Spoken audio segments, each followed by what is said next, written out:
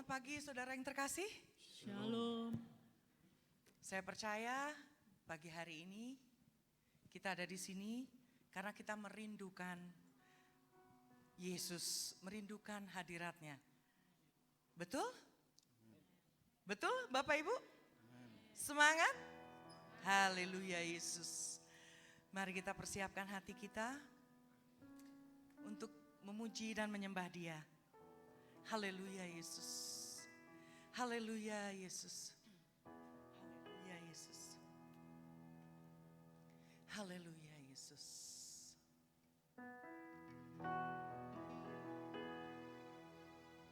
Haleluya Yesus.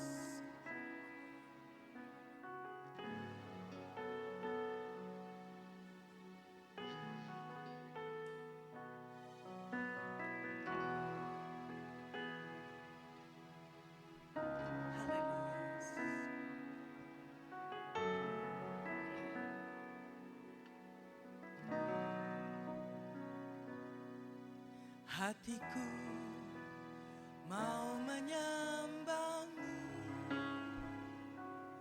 jiwaku merindukan Yesus.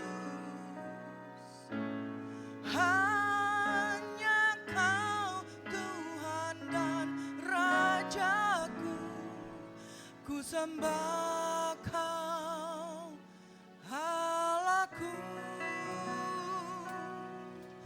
Ku rindu melayanimu, ku suka senangkanmu Yesus. Hanya Kau kuat dan harapku,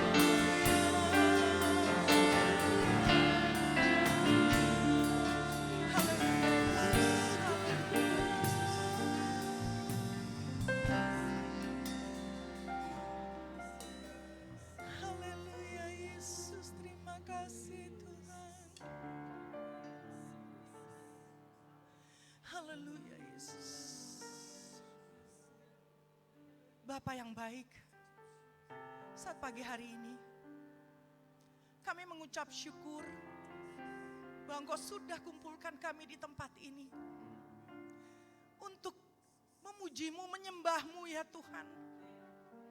Terima kasih untuk kemenangan yang Kau berikan kepada kami, untuk kekuatan, kesehatan yang luar biasa ya Tuhan. Kami percaya Roh-Mu ada di sini bersama-sama dengan kami. Dan Engkau melawat semua yang hadir pada pagi hari ini. Tidak Engkau lewatkan satu pun ya Tuhan. Kami percaya Tuhan, Engkau akan memenuhi hati kami. Mengubah hati kami. Membuat segala sesuatunya baru ya Tuhan. Terima kasih Tuhan. Walaupun banyak yang Kau izinkan harus kami lewati. Tetapi kami percaya Tuhan, Engkau yang menjadi kuatku. Dan jika kami terus berada bersama-sama-Mu, kami akan terbang bagai Raja Wali. Terima kasih Tuhan. Kau berkati hamba-Mu yang melayani-Mu pada pagi hari ini. Mulai kami semua worship leader, singer, pemain musik, asyur kolektan. Dan terutama hamba-Mu yang akan menyampaikan kebenaran firman-Mu. Kau berkati ya Tuhan. Terima kasih Bapa. Hanya di dalam nama Tuhan Yesus kami berdoa dan kami mengucap syukur. Amin. Haleluya Yesus. Bapak Ibu, walaupun keadaan kita tidak leluasa, tidak bebas seperti biasanya, terhalang oleh pandemi, tapi kita percaya Tuhan akan terus menguatkan kita. Dan jika kita terus mengandalkan Tuhan, kita akan terbang bagai Raja Wali. Amin. Saya undang Bapak Ibu untuk bangkit berdiri. Haleluya Yesus.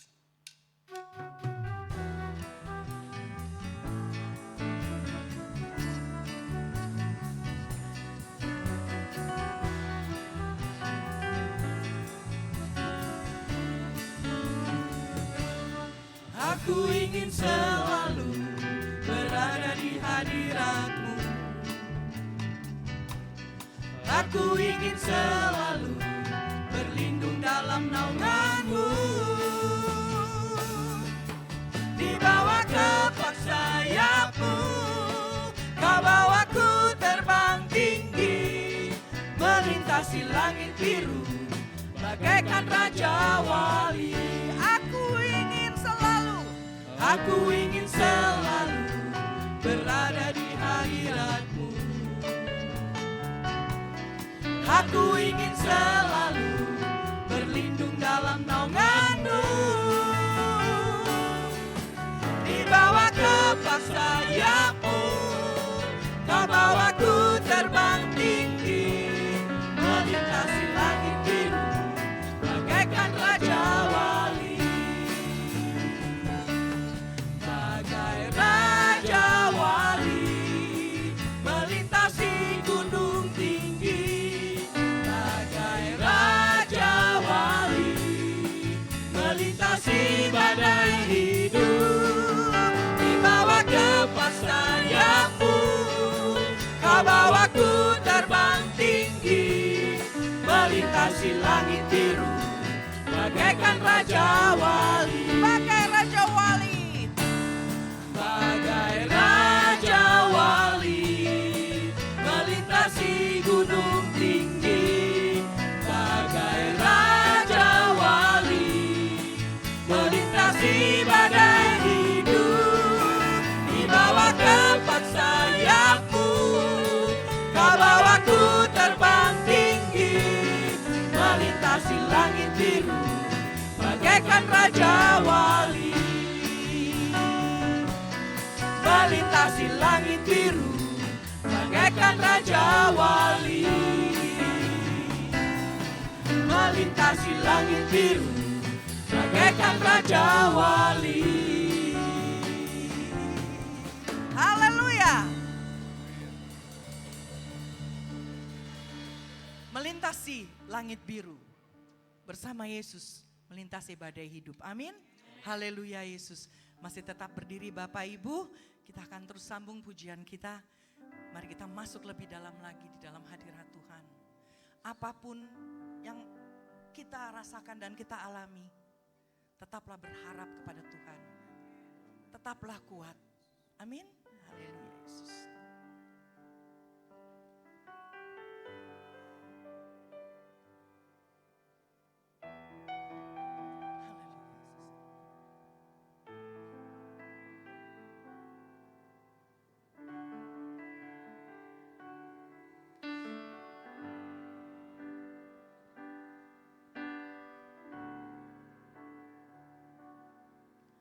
Terkadang ku rasakan beratnya kehidupan ini. Ada kalanya tak sanggup lagi hadapi persoalan yang terjadi. Namun ku tahu Tuhanku sanggup menolong hidupku. Berharaplah, jangan pernah berhenti harap padanya. Sekalipun hilang semua harapanmu, tetaplah percaya Tuhan mengasihimu. Tak pernah Dia biarkan kau sendiri. Percayalah, saatnya pastikan tiba. Dia menolongmu, pulihkanmu.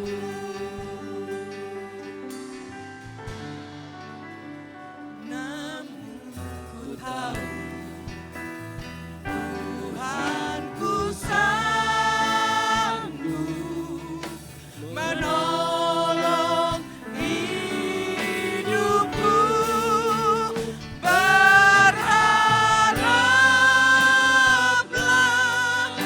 jangan pernah berhenti harap padanya.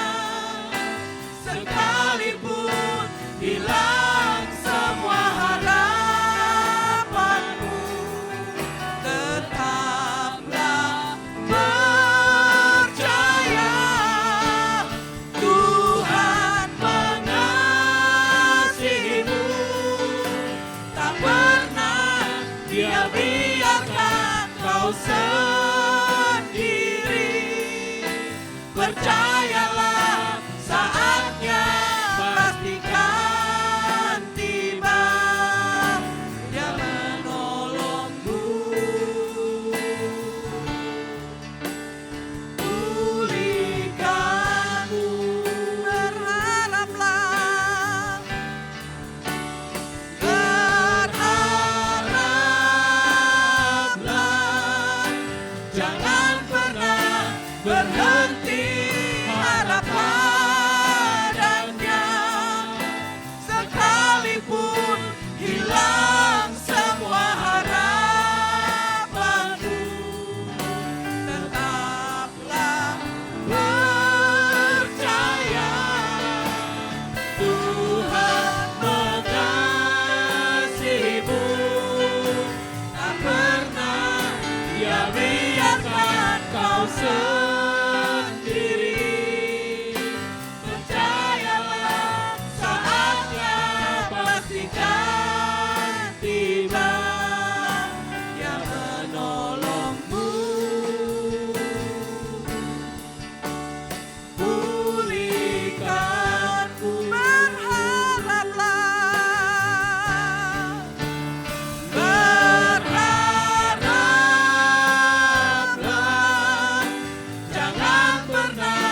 berhenti harap padanya, sekalipun hilang semua harapanku. Dalam hatiku Ku tetap harap padamu, Tuhan mengasihimu, tak pernah Dia biarkan kau sendiri. Ku percaya saatnya pastikan tiba. saatnya kini telah tiba. Dia memulihkanmu. Haleluya. Haleluya. Haleluya Yesus. Kami percaya Engkau Yesus.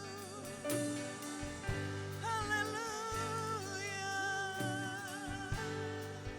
Haleluya Yesus.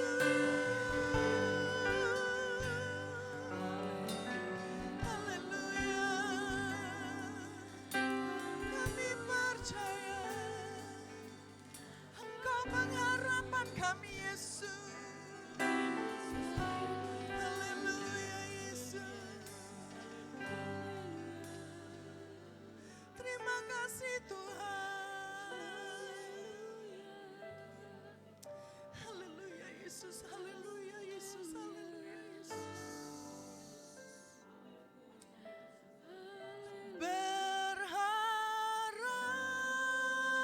Berharaplah, Jangan pernah berhenti harap padanya, sekalipun hilang semua harapanmu.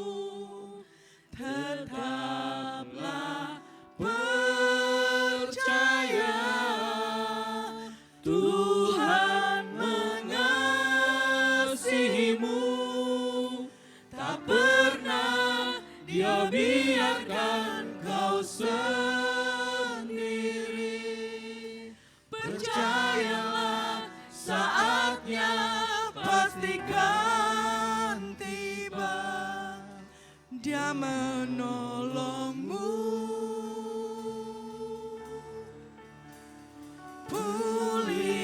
Pulihkanmu. Berharaplah.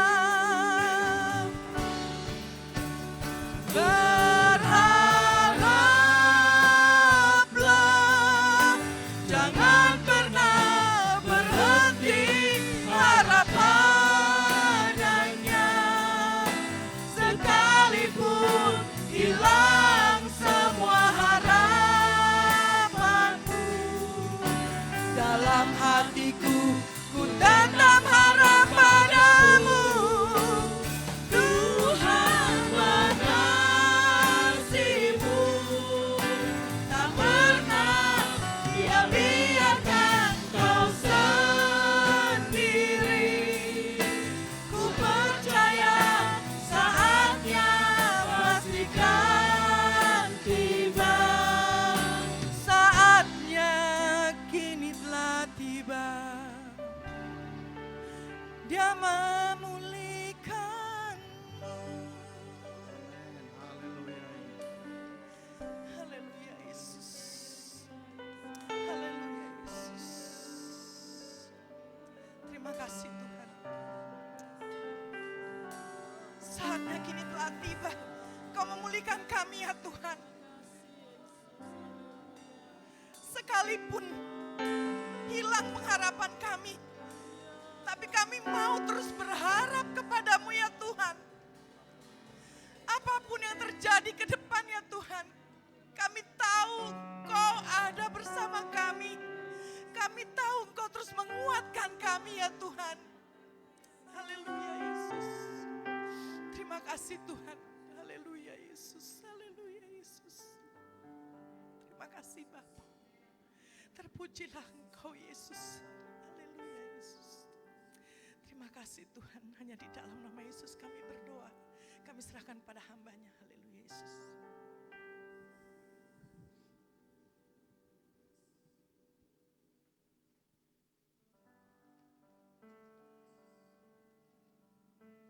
Haleluya Yesus, kami percaya Bapak bahwa saat ini adalah saat pemulihan yang akan Engkau nyatakan bagi kami ya Tuhan. Bapak, Engkau berbicara melalui firman-Mu Tuhan pada saat pagi hari ini ya Tuhan. Karena kami siap mendengar ya Tuhan, nyatakanlah apa yang menjadi isi hati Tuhan bagi kami.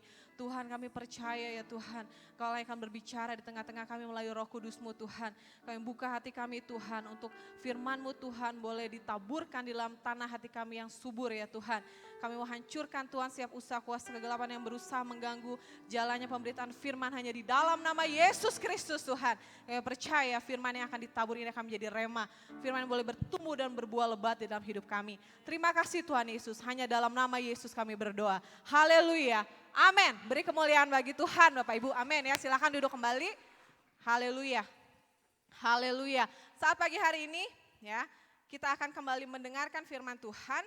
Firman Tuhan berjudul tinggal di dalam Tuhan. Tinggal di dalam Tuhan ya. Seperti apa tinggal di dalam Tuhan? Kita akan bersama-sama membuka di dalam Yohanes pasal yang ke-15 ayatnya yang keempat. Ya.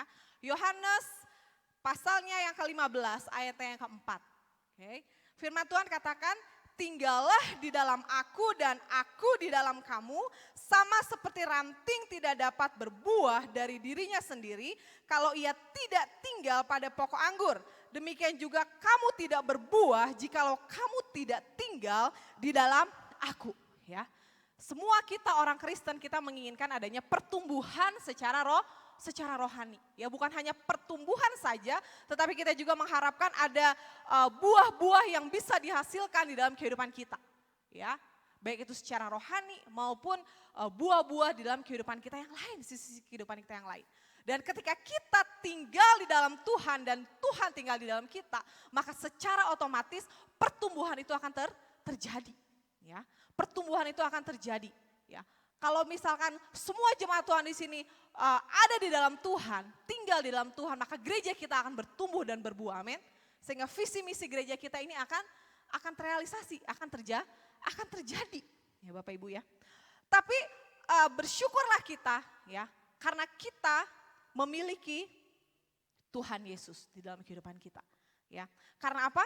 Karena kunci, ya, untuk kita bisa hidup berbuah dan berkelimpahan di dalam hidup kita adalah ketika kita ada di dalam Tuhan dan ketika Tuhan ada di dalam kita. Ya. Kuncinya apa? Kuncinya yaitu kita menjadi ciptaan yang baru. Apa itu ciptaan yang baru? Ya. Ciptaan yang baru itu adalah kita menjadi ciptaan yang baru ketika kita menerima Kristus sebagai Tuhan dan Juru Selamat pribadi. Ya. Kita menjadi ciptaan yang baru ketika kita menerima Kristus sebagai Tuhan dan Juru Selamat pribadi. Maka kita sudah menjadi ciptaan yang baru. Ya. Berarti waktu kita belum menerima Yesus, berarti kita bukan ciptaan yang baru ya. Kita masih produk lama, manusia lama. Manusia lama itu apa sih? Manusia lama itu masih sama seperti keadaan Adam dan Hawa ketika dia jatuh dalam dosa. Ya, tubuh dan jiwanya yang menguasai dirinya. Ya, manusia terdiri dari tubuh, jiwa dan roh. Ya, ketika Adam dan Hawa jatuh ke dalam dosa, maka yang tadinya roh itu yang memimpin, kemudian roh itu balik jadi yang paling bawah. Ya, dan kemudian manusia dikendalikan oleh tubuh dan jiwa. Jiwa itu berbicara apa? Jiwa itu berbicara pikiran kita, perasaan kita, kehendak kita. Ya, jadi sebelum kita menjadi ciptaan yang baru, kita dikuasai oleh dosa. Roh itu kan yang memimpin kita kepada kebenaran. Ya, ya. Tetapi ketika manusia jatuh ke dalam dosa, posisinya terbalik. Yang tadinya roh di atas jadi roh di bawah. Ya, tubuh dan jiwa jadi di atas menguasai kita. Ya, makanya rohnya mati dan upah dari dosa itu adalah maut. Ya, neraka. Tapi karena kasihnya melalui pengorbanan Yesus di atas kayu salib, ya, setiap orang yang merespon keselamatan itu dia akan kembali mendapatkan rohnya itu dilahirkan kembali. Roh yang udah mati yang harusnya masuk ke dalam neraka itu, roh yang harusnya mati itu ya dibangkitkan lagi, dilahirkan kembali. Hubungannya jadi kembali baik. Ya, kalau sebelumnya Adam jatuh itu roh, jiwa dan tubuhnya ada di seperti ini ya penggambarannya, roh, jiwa dan tubuh ruhnya itu seperti itu. Nah, waktu jatuh dalam dosa tubuh jiwa dan roh. Nah, ketika kita lahir kembali, maka posisinya kembali lagi kayak awal sebelum si Adam dan Hawa jatuh dalam dosa. Jadi rohnya di atas, kemudian jiwa dan tubuhnya, ya. Nah, itu kita dapatkan secara otomatis, ya. Posisi yang benar itu kembali kita dapatkan secara otomatis ketika kita menerima Yesus sebagai Tuhan dan Juru Selamat pribadi. Ya, kita dipulihkan. Ya, nah kita sebagai ciptaan yang baru, kita lahir dari roh. Ya, jadi ciptaan yang baru, dilahirkan baru itu bukan lahir secara jasmani, udah gak muat masuk lagi ke perut mama, ya kan? Artinya apa? Roh kita dilahirkan lagi melalui Yesus Kristus, itu yang namanya lahir dari roh. Nah kemudian ketika kita menjadi ciptaan yang baru, ya kita kembali lagi menjadi anak Allah yang sesungguhnya. Ya, ketika Tuhan menciptakan manusia dari debu dan tanah terbentuk ya seonggok gitu daging ya. Tuhan kemudian menghembuskan nafasnya dan yaitu roh Allah, maka manusia itu hidup. Nah, menjadi anak Allah ya, artinya kita seperti seorang anak mewarisi darah ayahnya. Ya. Demikian juga setiap orang percaya menjadi anak Allah karena ia mewarisi roh Allah. Ya. Tanpa roh Allah di dalamnya seorang belum dapat disebut anak Allah. Ya, jadi waktu manusia diciptakan ada roh Allah. Manusia berbuat dosa roh Allahnya udah gak ada. Manusia menerima Yesus roh Allahnya hidup lagi, lahir kembali di dalam hidupnya, ada, tinggal. Ya, jadi kita ini adalah anak-anak Allah secara real, bukan hanya sebagai sebutan aja. Ya, jati diri kita adalah anak Allah. Itu salah satu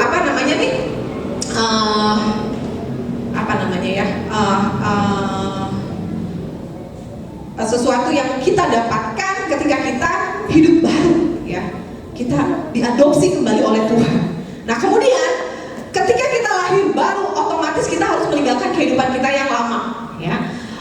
Ciptaan yang baru adalah orang yang hidup berubah ya, dari kehidupan yang lama yang dikuasai oleh keinginan daging, ya kan, dikuasai oleh keinginan pikiran kita, keinginan mata kita, ya kan, keangkuhan hidup kita itu beralih kepada kehidupan yang baru. Ya. Manusia lama menuju kepada kehidupan lama sebelum lahir baru yang didominasi oleh keinginan jiwa dan tubuhnya yang berdosa. Ya. Manusia baru menuju kehidupan seseorang setelah lahir baru yang didominasi oleh rohnya. Ya. Tapi Bapak Ibu jangan salah ya. Dikatakan dalam firman Tuhan memang rohnya baru, tetapi tubuh dan jiwanya masih yang lama kecenderungannya. Gitu ya. Maka kita harus selalu berjaga-jaga. Ya. Roh kita memang udah bisa dominan gitu ya, bisa mengontrol. Tapi ingat, yang lahir yang baru itu adalah rohnya kita. Jiwa kita dan tubuh kita itu masih yang lama. Nah, sebagai ciptaan yang baru, saya tanya dulu bentar ya. Bapak Ibu di sini, amin ya ciptaan yang baru ya, coba angkat tangan dulu. Amin ya, udah terima Tuhan Yesus, udah jelas itu ciptaan baru, ya kan? Udah jelas itu ciptaan yang baru. Nah, sebagai ciptaan yang baru, ya kan? Kita mendapatkan perintah yang baru dari Tuhan. Ya, Yohanes 13 ayat 34 sampai 35 dikatakan di situ, aku memberikan perintah baru kepada kamu, yaitu supaya kamu saling mengasihi, sama seperti aku telah mengasihi kamu, demikian pula kamu harus saling mengasihi. Dengan demikian semua orang akan tahu bahwa kamu adalah murid-muridku, yaitu jikalau kamu saling mengasihi. Jadi perintah barunya apa Bapak Ibu? Kita harus saling mengasihi. Sekali lagi saling apa? Mengasihi. Itu yang Tuhan bilang, mengasihi. Ya. Kemudian di dalam 2 Yohanes 1 ayat 6 sampai 9 dikatakan, dan inilah kasih itu, yaitu bahwa kita harus hidup menurut perintahnya. Tadi kita udah baca ya perintah yang baru apa? Nah ini, kasih itu kita harus hidup menurut perintahnya, dan inilah perintah itu, yaitu bahwa kamu harus hidup di dalam kasih sebagaimana telah kamu dengar dari mulanya. Ya, setiap orang yang tidak tinggal di dalam ajaran Kristus tetapi yang melangkah keluar dari situ tidak memiliki Allah. Barang siapa tinggal di dalam ajaran itu, ia memiliki bapa maupun anak. Jadi ketika kita tinggal ya di dalam kasih yang adalah perintah Tuhan, itu secara otomatis kita memiliki bapa dan memiliki anak di dalam diri kita. Artinya memang Tuhan gak kelihatan ya. Di dalam 1 Yohanes pasal 4 gak ada yang pernah melihat Allah, gak pernah ada yang melihat Allah ya, dikatakan di situ ya. Tapi kita bisa tahu bahwa Allah ada di dalam diri kita ketika kita melakukan kasih itu di dalam kehidupan kita. Ketika kasih itu ada di dalam diri kita, sudah dapat dipastikan atau kita yakin percaya diri bahwa ya Tuhan ada bersama dengan saya. Ketika kita berusaha untuk melakukan apa yang menjadi maunya Tuhan, ketika kita berusaha untuk meneladani Tuhan, ya kita udah still yakin aja lah, percaya aja bahwa ya Tuhan Kau ada bersama dengan saya. Ya, tapi kalau kita hidup dalam kasih ya, dalam kasih gitu. Jadi kalau misalnya kita mau berbuah, kita mau bertumbuh, mau berbuah, kita harus tinggal di dalam pokok anggur yang benar, yaitu Tuhan. Ya. Tinggal di dalam Tuhan, berarti kita harus hidup di dalam kasih. Ya, hidup di dalam kasih. Nah, kemudian 1 Korintus 4 ayat yang ke-7 sampai 8 dikatakan, saudara-saudaraku yang kekasih, marilah kita saling mengasihi, sebab kasih itu berasal dari Allah. Dan setiap orang yang mengasihi, dia lahir dari Allah. Ya, tadi kita ingat ya bahwa ketika kita lahir baru, kita tuh lahir bukan dari mama, tapi dari Allah secara roh, ya kan? Ya, bukan lahir dari mama lagi, tapi lahir dari roh Allah. Jadi setiap orang yang mengasihi itu lahirnya dari Allah, gitu ya. Dan mengenal Allah, nah, karena Allah adalah kasih. Barang siapa tidak mengasihi, ia tidak mengenal Allah, sebab Allah adalah kasih. Ya, ya Bapak Ibu ya, kita semua berproses ke sana, gitu ya. Nah, tapi kita percaya kita pasti bisa, gitu ya, meneladani Yesus dalam hidup kita. Jadi kita harus mengasihi, ya, karena Allah adalah kasih.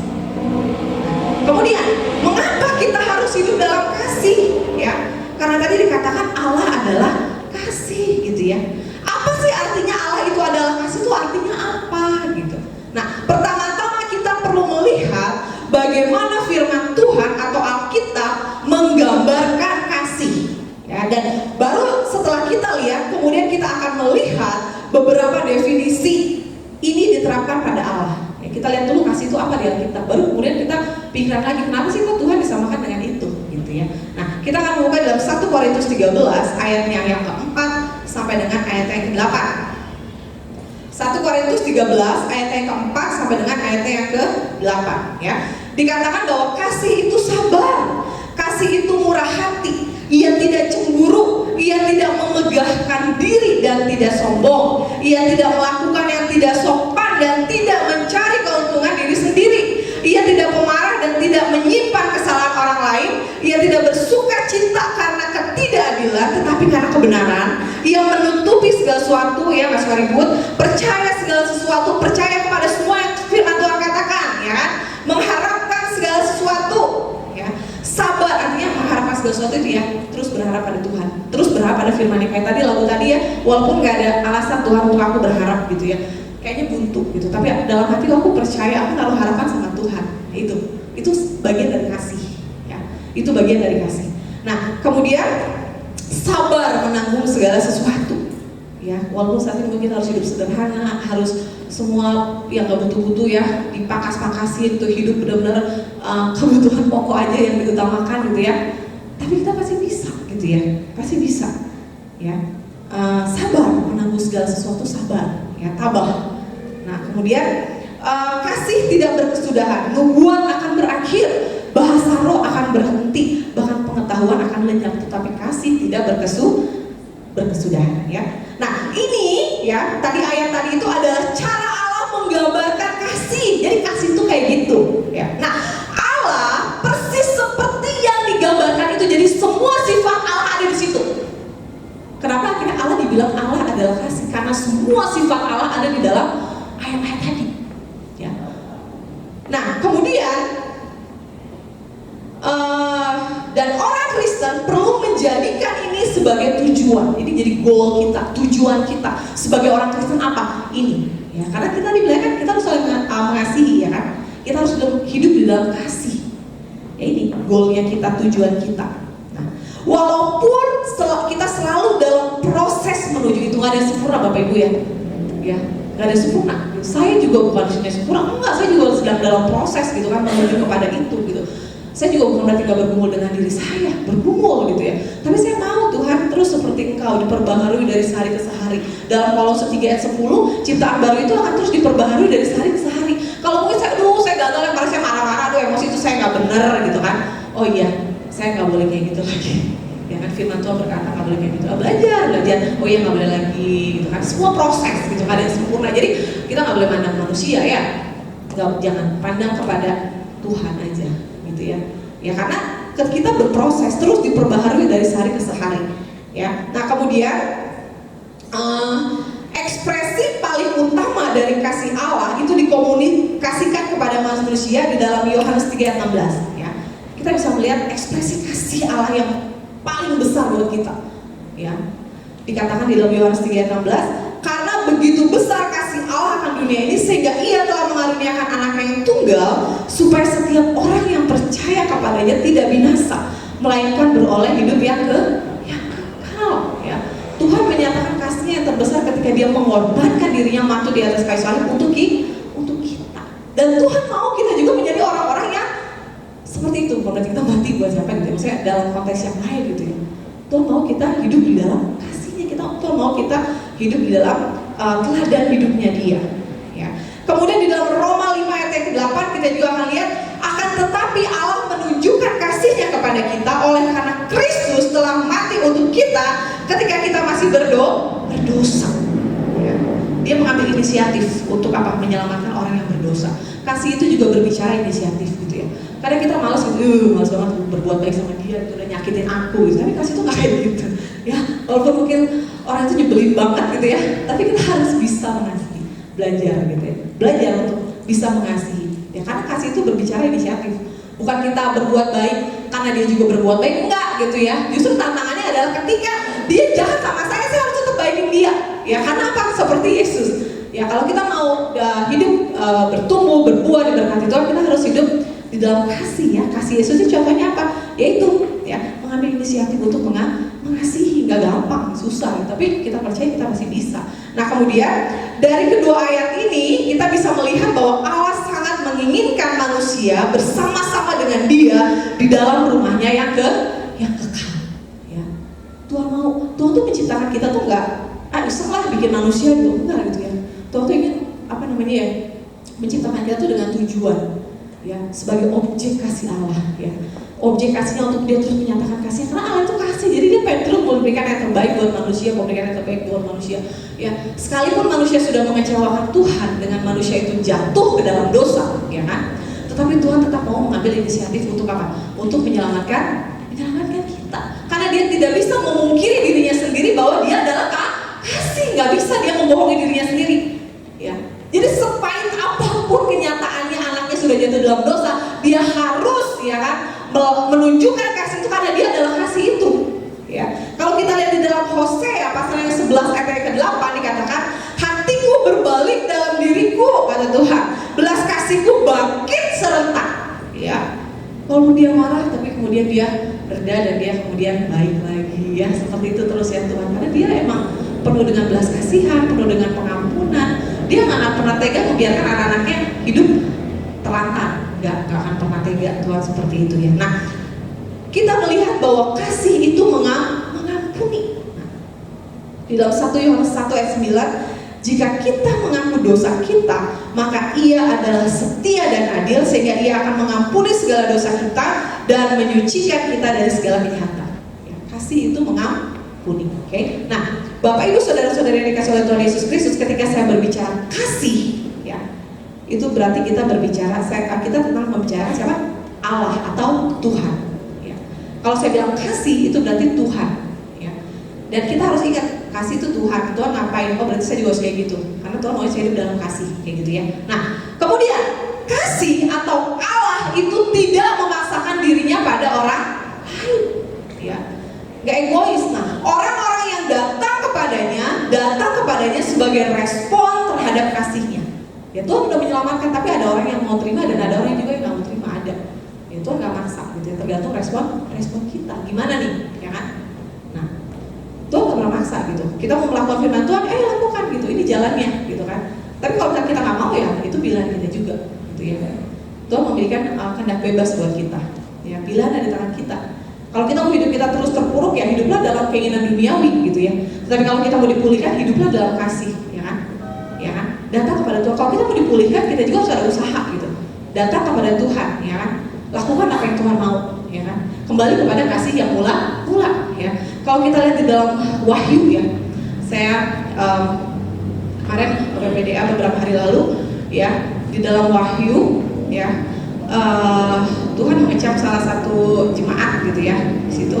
Kenapa? Karena dia sudah kehilangan kasih yang mula. Ya, Tuhan bilang bertobatlah. Karena apa? Karena kamu telah kehilangan kasihmu yang mula. Nah, Wahyu 2 ayat 4 sampai 5 dikatakan, ya. Namun demikian aku mencela engkau karena engkau telah meninggalkan kasihmu yang semula. Sebab itu ingatlah betapa dalamnya engkau telah jatuh. Bertobatlah dan lakukanlah lagi apa yang semula engkau lakukan. Jika tidak demikian, aku akan datang kepadamu dan akan mengambil kaki dianmu dari tempatnya jikalau engkau tidak bertobat. Gitu ya. Jadi rel atau core dari kekristenan itu adalah kasih, ya kan? Kasih, ya. Jadi Tuhan mau kita hidup dalam kasih karena Allah adalah kasih. Nah, kasih atau Allah itu yang menyatakan kemurahannya kepada semua orang, ya. Kasih atau Yesus itu berbuat kasih baik kepada semua orang tanpa memandang bulu, ya. Kasih atau Yesus itu tidak cemburu pada apa yang orang lain miliki, hidup sederhana tanpa mengeluh. Kasih atau Yesus itu tidak membesar-besarkan diri sekalipun dia dapat mengalahkan semua orang, ya kan? Dia telah merendahkan dirinya sampai mati, makanya sampai mati di kayu salib. Dia merendahkan dirinya sebagai Allah, dia direndahin serendah-rendahnya. Sakit gak ya? Sakit banget tuh, sakitnya tuh di sini, di mana-mana sakitnya. Dia direndahin gitu, tapi udah nggak apa-apa gitu ya. Dia nggak membesar-besarkan diri ya, sekalipun dia dapat mengalahkan semua orang, ya, nggak sombong gitu ya. Nah, kasih Allah itu, kasih atau Allah itu tidak menuntut ketaatan. Artinya seperti ini ya, Allah tidak menuntut ketaatan dari sang anak. Waktu Tuhan Yesus mau disalib gitu kan ya, Tuhan nggak nuntut Yesus harus gitu. Yesus diberikan kebebasan gitu. Nah, namun sang anak atau Yesus secara sukarela menaati Bapaknya di surga, ya. Dikatakan di dalam Yohanes 14 ayat 31, dunia tahu bahwa aku mengasihi Bapa dan bahwa aku melakukan segala sesuatu seperti yang diperintahkan Bapa kepadaku, ya. Jadi di sini jelas melihat bahwa walaupun Bapa nggak maksa Yesus, gitu, tapi Yesus mau melakukannya, ya. Karena dikatakan dia mengasihi Bapa, ya. Berarti Bapa dan Yesus itu sama-sama kasih. Nah, ini membuktikan dengan dengan Yesus mau mati di kayu salib, membuktikan bahwa kasih atau Yesus itu selalu memperhatikan kepentingan orang lain, ya. Nah, gambaran singkat mengenai kasih ini mengungkapkan hidup yang tidak mementingkan diri sendiri, sesuatu yang bertentangan dengan hidup mementingkan sendiri dari dunia ini, ya.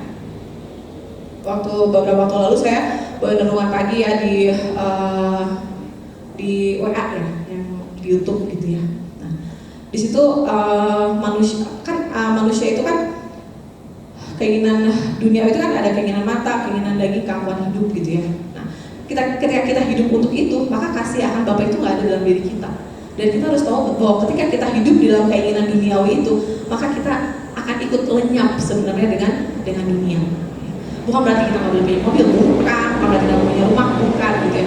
Tapi apakah kasih itu ada dalam diri kita? Apakah kasih terhadap dunia ini jauh lebih besar daripada kasih kita kepada Tuhan? Gitu ya. Banyak orang-orang kaya punya hati yang luar biasa, punya kasih kepada Tuhan, itu bagus, itu luar biasa. Gitu. Bukan berarti orang-orang Kristen nggak boleh kaya, enggak gitu ya. Bukan berarti kita nggak boleh punya keinginan, ya enggak juga gitu. Kita boleh punya keinginan untuk memuliakan Tuhan. Ya kan? Segala sesuatunya fokusnya untuk apa? Untuk Tuhan, kasih terhadap Tuhan dan sesama. Kalau kita fokusnya adalah untuk dunia, ya, untuk keinginan mata, aduh melihat ini pengen gitu kan, keinginan daging, aduh kayaknya enak ya kalau punya kayak ginian, ya kan. Terus keakuan hidup nih, punya kayak gini biar orang lihat gitu, tunjukin nih gue juga bisa gitu ya. Untuk prestis gitu, aduh, ya hati-hati, ya. Keinginan-keinginan itu sedang lenyap, ya, sedang lenyap dengan dunia ini sedang lenyap dengan segala keinginannya. Nah, kita harus hati-hati, jangan sampai kita terjebak, ya, kepada kasih akan dunia. Nanti rohnya yang tadinya di atas bisa jadi di bawah, karena kita lebih mengutamakan jiwa dan tubuh kita. Nah, yang luar biasa adalah Allah telah memberikan kepada mereka yang menerima anaknya sebagai juru selamat kemampuan untuk mengasihi sebagaimana Dia mengasihi. Jadi bukan hanya cuma disuruh tanpa memberikan kekuatan, enggak, ya. Di dalam 1 Yohanes 5 ayat yang keempat kita akan baca. Di dalam 1 Yohanes pasal yang kelima ayat yang keempat dikatakan, sebab semua yang lahir dari Allah mengalahkan dunia, dan inilah kemenangan yang mengalahkan dunia, yaitu iman kita. Walaupun saat ini kita berkata, Tuhan saya belum bisa ngampuni dia, Tuhan pahit banget tuh orangnya, bikin hidup saya pahit banget gitu ya. Ya mungkin kita nggak bisa gitu ya, tapi dikatakan di situ bahwa kita sudah mengalahkan dunia. Ya. Orang yang lahir dari Allah sudah mengalahkan dunia. Ketika kita membenci, sebenarnya kan kita sedang menaikkan jiwa dan tubuh kita di atas roh kita, ya kan? Ya, dan Tuhan katakan jiwa tubuh, ya, jiwa itu kan berbicara keduniawian kita, ya kan? Nah, ya, ketika kita menjadi ciptaan yang baru, Tuhan memampukan kita untuk menaklukkan jiwa dan tubuh kita. Ya. Jadi kalau orang bilang saya nggak bisa mengampuni, bisa tergantung niat. Nggak bisa karena apa? Nggak mau lepas, pokoknya enak, nggak mau, pokoknya sebel gitu kan. Enak dalam posisi seperti ini gitu ya, ngelihat dia sebel, nggak mau dekat, jaga jarak gitu kan. Nah itu karena kita nggak ada niat ya. Kalau ada niat pasti ada jalan, dan Tuhan sudah memberikan jaminan itu. Kita bisa ya, kita bisa hidup di dalam kasih itu ya, karena kasih adalah kunci kepada hidup yang berkelimpahan. Karena apa? Ketika kita hidup dalam kasih, Tuhan ada dalam kita akan bertumbuh dan kita akan berbuah di dalam Tuhan. Kuncinya adalah kita taat melakukan firman Tuhan. Oke, nah kemudian ya, jadi kesimpulannya apa Bapak Ibu ya? Nah, hidup di dalam kasih adalah hidup meneladani Tuhan Yesus Kristus. Jadi artinya hidup di dalam kasih adalah kita berusaha hidup meneladani Tuhan Yesus Kristus yang adalah kasih. Artinya apa? Kita terus hidup di dalam kebenaran firman Tuhan, terus hidup di dalam ketaatan akan firman Tuhan. Bagaimana kita mau taat? Bagaimana kita mau tahu apa yang jadi perintah Tuhan kalau kita nggak pernah bergaul dengan Tuhan dan firman-Nya? Bagaimana kita mau tahu kita disuruh apa sama Tuhan kalau kita nggak pernah baca Alkitab? Benar nggak? Benar ya? Perintah Tuhan apa ada suara langsung, TV, jangan nonton TV kelamaan, ayo baca Alkitab gitu ya? Nah ada gitu, saya nggak pernah dengar suara kayak gitu. Saya bisa tahu apa maunya Tuhan ketika saya membaca firman Tuhan, ya. Saya bisa tahu nih Tuhan maunya apa ketika saya baca firman Tuhan. Kalau kita nggak pernah tahu Tuhan maunya apa, itu udah jelas ranting itu udah nggak ada di batangnya lagi, nggak ada di pokok anggurnya, pokok anggur itu udah nggak ada, udah jelas itu udah terlepas. Artinya kita udah jauh dari Tuhan, kita nggak tahu. Hidup kita cuma diisi oleh keduniawian, bangun tidur, berdoa bentar, udah doa, ngurusin rumah, lihat HP bentar, udah gitu tidur siang, ngurusin anak, mandi, ya terus aja kayak gitu, ya. Mana buat Tuhan nggak ada, gitu ya. Terlalu banyak waktu untuk dunia, ya terlalu banyak waktu untuk dunia. Nah, Tuhan nggak mau kita seperti itu, ya. Tuhan mau kita hidup melekat dengan Dia, hidup meneladani Yesus, ya, melalui firman-Nya, melalui persekutuan kita pribadi dengan Tuhan. Jadi penting Bapak Ibu ya, di gereja kita ada itu ya, program WPDA itu ya, lakukan itu. Mungkin kita belum share di grup gitu, tapi minimal baca firman Tuhan itu setiap hari. Ya karena manusia itu hidup bukan dari roti saja, tapi dari setiap firman yang keluar dari mulut Allah. Ya, jadi kalau kita mau sehat semuanya, bukan hanya sehat tubuhnya, gendut badannya, ya kan, kuat ototnya gitu ya, kita nggak cukup makan. Ya, nggak cukup makan nasi uduk, nasi goreng, ya kan, bubur ayam, kalau nggak cukup. Ya, manusia hidup dari setiap firman yang keluar dari mulut Allah. Gitu ya. Oke, mungkin tubuh kita sehat gitu, jiwa kita sehat, tapi roh kita mati karena nggak dikasih makan sama firman Tuhan. Makanya dibaca firman tiap hari. WPDA, ya mungkin gak di share di grup tadi saya bilang ya, bukan berarti saya bilang yang nggak share di grup itu nggak baca Alkitab, enggak sama sekali ya. Kayak anak youth juga ada yang bikin WPDA, aku mau di share di grup, ya nggak apa-apa, yang penting mau baca, intinya kayak gitu aja. Yang penting mau baca firman Tuhan supaya kita tahu apa yang Tuhan mau dalam hidup kita. Nah, kemudian selanjutnya adalah apa yang terjadi jika kita hidup di dalam kasih atau di dalam Tuhan. Nah, yang pertama adalah ia atau saya manusia diam di dalam Allah. Kita akan hidup di dalam Allah dan Allah akan diam di dalam kita, di dalam 1 Yohanes 3 ayat 24 tadi kita sudah baca ya. Kemudian yang kedua adalah kita akan bertumbuh dan berbuah ya, di dalam Yohanes 5:15 ayat yang kelima ya kan. Di dalam Yohanes 15 ayat yang kelima dikatakan ketika kita hidup melekat dengan pokok anggur maka kita akan bertumbuh dan kita akan berbuah. Hidup kita akan bisa dinikmati, hidup kita akan berdampak, hidup kita akan menjadi berkat baik bagi keluarga, ya baik bagi komunitas, tidak menutup kemungkinan juga bagi bangsa dan negara kita. Hidup kita akan memberikan impact. Karena apa? Hidup kita melekat pada Tuhan. Ya, saya percaya kita akan menjadi orang yang berhasil, pelajar yang berhasil, orang dunia sekuler atau mungkin orang kerja kantoran yang berhasil kalau kita benar-benar melekat sama Tuhan. Ya, karena Roh Kudus itu akan memberikan kepada kita hikmat dalam segala sesuatu. Ya, saya percaya itu. Ya, walaupun saat ini terbagi gitu ya kehidupan saya antara kehidupan rohani dan sekuler, tapi dalam kehidupan sekuler saya terapkan Tuhan kalau misalnya mentok gitu ya menyelesaikan masalah gimana gitu ya, saya percaya Tuhan kau akan memberikan saya hikmat dalam segala sesuatu.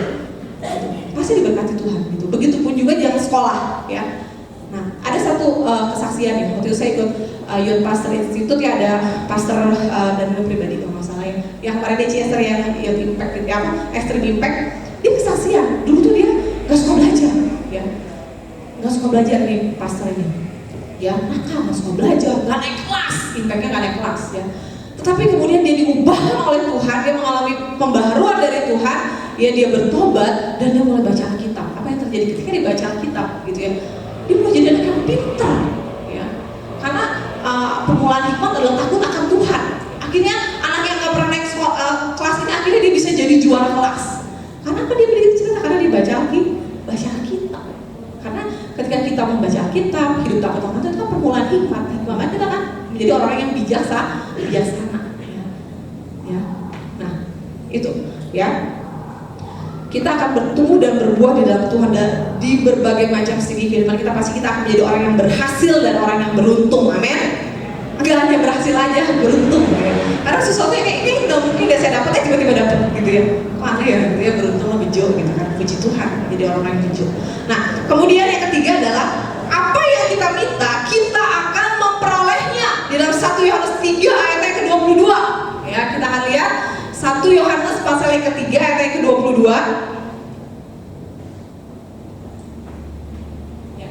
Dan apa saja yang kita minta, kita memperolehnya daripada yang karena kita menuruti segala perintahnya dan berbuat apa yang berkenan kepadanya. Kemudian di dalam Yohanes 15 ayat yang ke-7 ya, dikatakan di situ Yohanes 15 ayat 7, jikalau kamu tinggal di dalam aku dan firmanku tinggal di dalam kamu, mintalah apa saja yang kamu kehendaki dan kamu akan menerimanya. Ya, luar biasa ya. Saya waktu menyiapkan bahan ini ya, jadi kan bahan ini kan dari WPDA saya. Bapak Ibu bisa lihat di WPDA saya tuh saya udah lagi di kitab Yohanes, sekarang udah wahyu ya kan. Apa ya Tuhan firman Tuhan ya? Nggak tahu ini firman Tuhan berbicara terus dalam hidup saya. Nah ketika saya mulai, iya Tuhan saya mau mengasihi, Tuhan saya mau mandang orang yang tadinya sama anak kadang suka kesel gitu ya, ini anak yang Tuhan gitu ya, suka kesel gitu nggak kalau nggak mulutnya yang berisik, badannya yang gerak-gerak nggak bisa diem gitu ya, pusing kadang ngeliatnya gitu ya.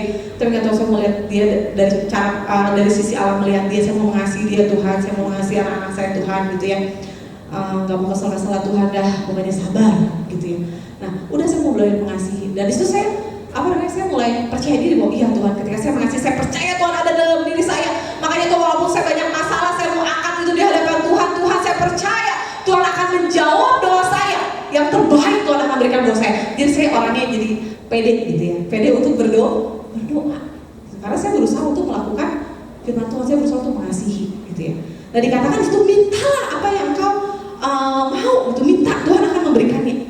Ya, pasti Tuhan kasih yang terbaik. Kemudian di dalam ayat yang ke-16 dikatakan bukan kamu yang memilih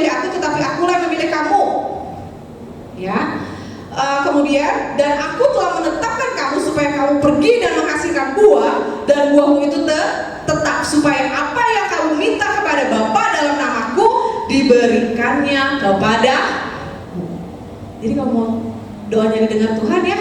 Ayo kita jadi orang-orang yang hidup di dalam kasih, hidup di dalam Tuhan. Nah, kemudian yang keempat, berkat-berkat akan dicurahkan ya, dikatakan semua langkah baiknya dan indahnya bila kita semua hidup rukun bersama, maka Tuhan akan mencurahkan berkat-berkatnya ya. Kemudian menjadi saksi, hidup kita akan berdampak ya. Kemudian yang keenam, Tuhan akan memulihkan negeri kita dalam 2 Tawarik 7 ayat 14 ya.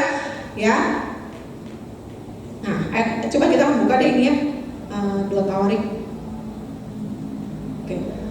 Dikatakan, dan umatku yang atasnya namaku disebut merendahkan diri, berdoa dan mencari wajahku, lalu berbalik dari jalan-jalan yang jahat, maka aku akan mendengar dari sorga dan mengampuni dosa mereka serta memulihkan negeri mereka.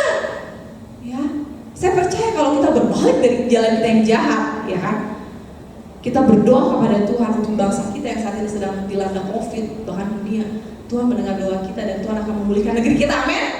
Amin. Ya, kita harus bertobat dulu, gitu ya, berbalik dari jalan kita yang jahat. Maka doa kita didengar oleh Tuhan. Tuhan gak akan pernah membiarkan kita. Ya. Nah, kemudian ya, orang yang hidup melekat dengan Tuhan, orang yang hidup melekat dengan pokok anggur atau kasih itu, yang hidup di dalam kasih, ya, itu akan hidup untuk selama-lamanya. Ya, ini ayat terakhir kita, 1 Yohanes 2 ayat 17. Ya. 1 Yohanes pasal yang kedua ayat yang ke-17. Kita akan buka bersama-sama. Dikatakan, dan dunia ini sedang lenyap dengan keinginannya, tetapi orang yang melakukan kehendak Allah tetap hidup selama-lamanya. Amin. Ketika kita melakukan kehendak Allah, maka kita akan hidup untuk selama-lamanya. Ya, berkat itu bukan hanya kita rasakan ketika kita hidup di dunia ini, tetapi impact-nya akan kita dapatkan sampai kepada kekekalan. Tapi syaratnya apa? Hidup dalam kasih. Hidup dengan meneladani Yesus. Hidup di dalam firman Tuhan. Ya Bapak Ibu ya. Amin. Semua kita mau hidup dalam kasih, amin. Amin. Mengasihi Tuhan, mengasihi sesama, ya kan? Sama-sesama umat Tuhan saling mengasihi, saling sayang, ya kan? Apalagi baca sendiri ya, silakan dibaca di Alkitab sendiri. Apa yang harus saya lakukan terhadap sesama saya, baca di Alkitab. Apa yang saya harus lakukan terhadap Tuhan, baca di Alkitab. Gak mungkin saya jelasin Bapak Ibu ya kan? Karena waktunya udah mepet gitu ya. Tapi inilah kuncinya. Kalau kita mau hidup berbuah, ya, bertumbuh berbuah, berkemenangan, ya, kita harus hidup di dalam kasih. Kita harus hidup di dalam teladan Tuhan Yesus. Amin. Puji nama Tuhan. Sekian firman Tuhan. Saat ini kita akan datang kepada Tuhan. Saya undang setiap kita untuk bangkit berdiri bersama-sama.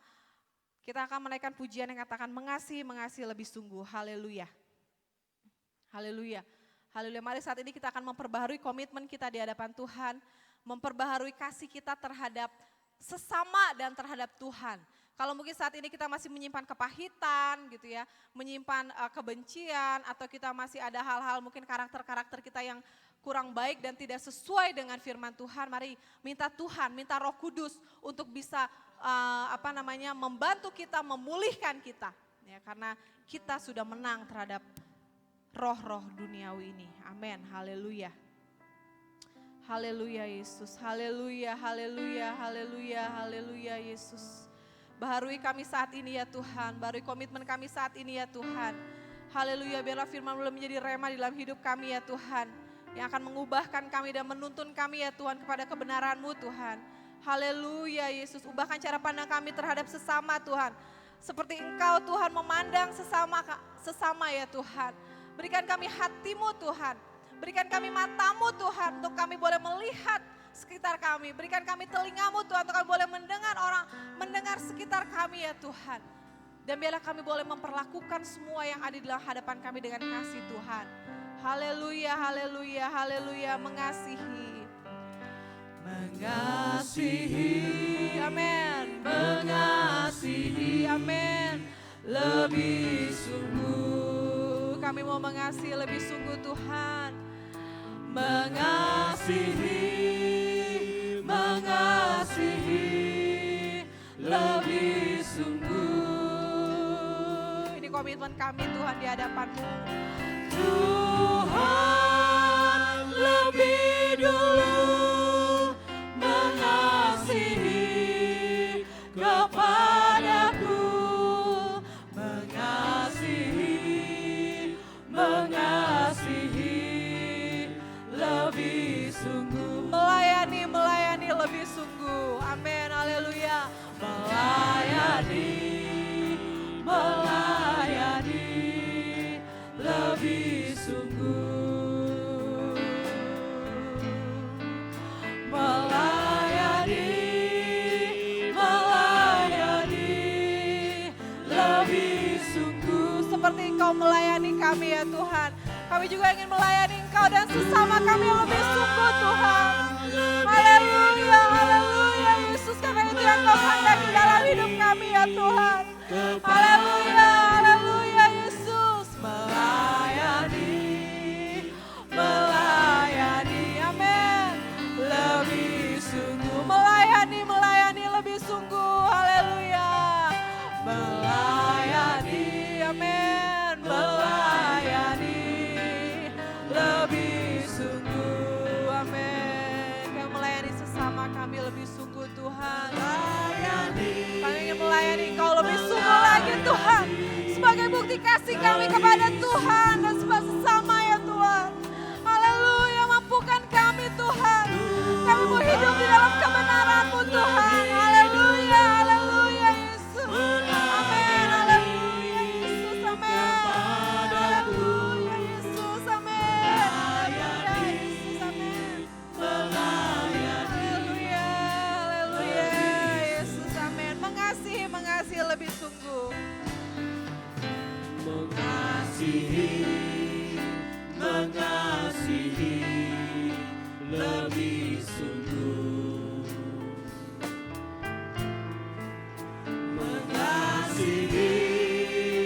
mengasihi lebih sungguh. Tuhan lebih dulu mengasihi kepadaku, mengasihi lebih sungguh. Ini yang menjadi komitmen kami ya Tuhan. Kami rindu untuk senantiasa mengasihi Engkau karena Engkau Allah yang terlebih dahulu mengasihi kami. Kasih-Mu menyelamatkan kami ya Tuhan. Kasih-Mu sudah berkorban buat kami semua. Dan biarlah kami semua ya Tuhan, Engkau terus akan menopang kami untuk kami boleh hidup di dalam kasih-Mu ya Tuhan. Sekalipun ada banyak tantangan yang harus kami hadapi, sekalipun mungkin saat ini kami dalam proses jatuh bangun untuk kami boleh mengasihi, tetapi kami percaya Engkau terus akan menyempurnakannya, Engkau terus akan menolong kami dengan kuasa Roh Kudus-Mu. Terima kasih buat kebenaran firman-Mu ya Tuhan. Roh Kudus-Mu akan terus berbicara buat kami semua. Hamba-Mu berhenti berkata-kata, tapi kebenaran firman-Mu akan terus tertanam dan terus akan membimbing kami. Dalam nama Yesus kami berdoa, haleluya, amin. Silakan duduk kembali. Terima kasih buat Pendeta Tiwi yang sudah menyampaikan kebenaran firman Tuhan buat kita semua. Mari saudara-saudara, karena kita ini adalah milik Allah dan Allah sudah memberikan teladan buat kita. Mari kita akan hidup di dalam kasih itu. Kasih Allah adalah kasih yang menyelamatkan. Dan biarlah kita akan terus melekat kepada Tuhan. Tidak instan ya kita boleh mengasihi, tetapi kita berada dalam satu hubungan yang karib dengan Tuhan sehingga kita boleh terus meneladani akan Tuhan Yesus. Tuhan memberkati kita semua. Dan saat ini sebelum kita akan berikan yang terbaik, ada beberapa pengumuman. Yang pertama, kelas pemuridan setelah ibadah ini selesai. Kan ada kelas pemuridan, kalau tidak salah 3 pelajaran lagi, saudara akan selesai. Lalu yang kedua, hari Sabtu di tempat ini untuk anak-anak remaja dan tunas remaja ada latihan musik, atau saudara-saudara mungkin yang akan berlatih song leader dan sebagainya bisa hadir Sabtu jam 9. Yang ketiga untuk kaum wanita dan kaum pria berjalan seperti biasa dan KKA di daerah masing-masing akan berjalan seperti biasa. kaum pria hari Rabu ini ada di gereja. Puji nama Tuhan, itu saja pengumumannya. Saat ini mari kita akan berikan yang terbaik buat Tuhan. Persembahan akan diambil 2 kali, yang pertama untuk kas dan yang kedua untuk dana Natal. Aku ingin selalu berada di hadirat-Mu. Apapun yang sedang terjadi dalam kehidupan kita bisa melintasi badai hidup itu ketika kita memiliki satu kedekatan dengan Tuhan. Mari kita akan berdiri bersama-sama. Haleluya. Haleluya Yesus, haleluya. Haleluya, kami berterima kasih kepadamu ya Tuhan. Karena kami tahu Engkau tidak pernah biarkan kami seorang diri. Kasih itu tinggal di dalam setiap hati kami. Allah tinggal di dalam setiap hati kami ya Tuhan. Engkau Allah yang sangat mengerti keberadaan kami ya Tuhan. Bahkan Engkau Allah yang selalu mengingat kami ya Bapa. Tangan-Mu, lengan-Mu yang kuat itu selalu menopang kami. Saat ini ya Tuhan kami berdoa buat seluruh jemaat-Mu ya Tuhan. Di dalam nama Tuhan Yesus Kristus. Tuhan Yesus akan menyertai mereka di dalam hari-hari yang akan mereka lalui. Di dalam nama Tuhan Yesus Kristus kekuatan yang baru Kau limpahkan dalam hidup mereka. Di dalam nama Tuhan Yesus Kristus biar mereka semua boleh terus melekat kepadamu ya Tuhan. Terus sungguh-sungguh mencari akan Engkau. Sehingga ketika badai hidup itu menerpa kami akan hidup di dalam kemenangan. Kami akan melintasi badai itu ya Tuhan. Kuasa Allah yang dahsyat dinyatakan dalam kehidupan kami ya Tuhan. Bapa kami di dalam surga, kami berdoa buat setiap anak-anak-Mu yang saat ini sedang berada dalam beban dan pergumulan ya Tuhan. Kami berseru kepada Engkau Tuhan, kuasa Allah yang dahsyat akan dinyatakan. Engkau Allah akan memberikan jalan keluar yang terbaik. Karena Engkau sumber pertolongan kami ya Tuhan. Yang sakit saat ini, yang ada di rumah, Engkau jamah dan sembuhkan mereka. Kuasa salib Yesus Kristus yang sudah memikul segala sakit penyakit di atas kayu salib. Oleh bilur-bilur-Mu segala sakit penyakit dapat disembuhkan. Kami berdoa buat Bapak Theo, kami berdoa buat Pak Diki, Engkau jamah mereka ya Tuhan. Tuhan Yesus akan menolong dan menopang mereka ya Tuhan. Kami berdoa buat seluruh jemaat-Mu saat ini Tuhan. Berkat Allah akan melimpah dalam kehidupan rumah tangga mereka, pekerjaan mereka, suami-suami mereka akan diberkati dengan berkat yang berlimpah.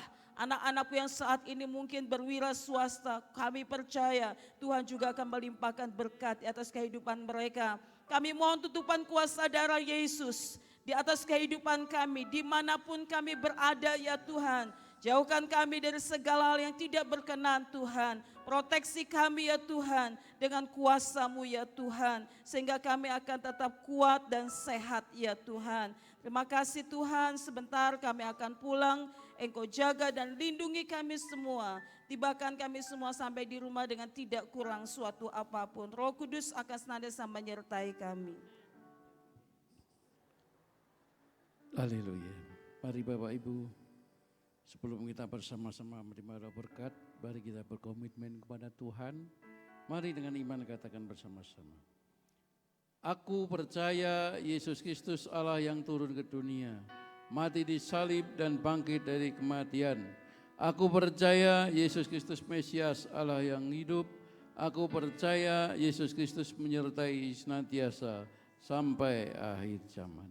Mari angkat tangan kita di depan Tuhan. Pusatkan hatimu, pikiranmu, karena ia ingin mengurapi engkau, memberkati engkau, memperlengkapi engkau masuki minggu yang baru bersama dengan Roh-Nya yang kudus. Haleluya, haleluya.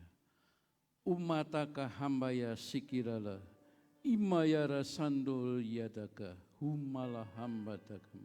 Bapak Ibu yang dikasih Tuhan, diberkatilah engkau pada siang hari ini. Karena engkau sudah beribadah kepada Allah yang hidup, Allah yang kita sembah, kita muliakan bersama dalam satu nama Tuhan Yesus Kristus. Pulanglah engkau bak berkat yang berlimpah-limpah dari Bapa di surga. Terimalah damai sejahtera, sukacita dan anugerah dari Tuhan kita Yesus Kristus. Dan biarlah persekutuan Roh Kudus yang sudah dimeteraikan dalam hidup kita senantiasa membimbing, mengurapi dan pimpin engkau sampai Tuhan Yesus datang kali yang kedua untuk menjemput kita semua orang percaya di awan-awan. Mari kita bersama-sama menaikkan doa Bapa kami. Bapa kami yang ada di surga, dikuduskanlah namamu, datanglah kerajaanmu, jadilah kehendak-mu di bumi seperti di surga. Berikanlah kami pada hari ini makanan kami yang secukupnya, dan ampunilah kami akan kesalahan kami, seperti kami juga mengampuni orang yang bersalah kepada kami. Dan janganlah bawa kami dalam pencobaan, tapi lepaskanlah kami daripada yang jahat.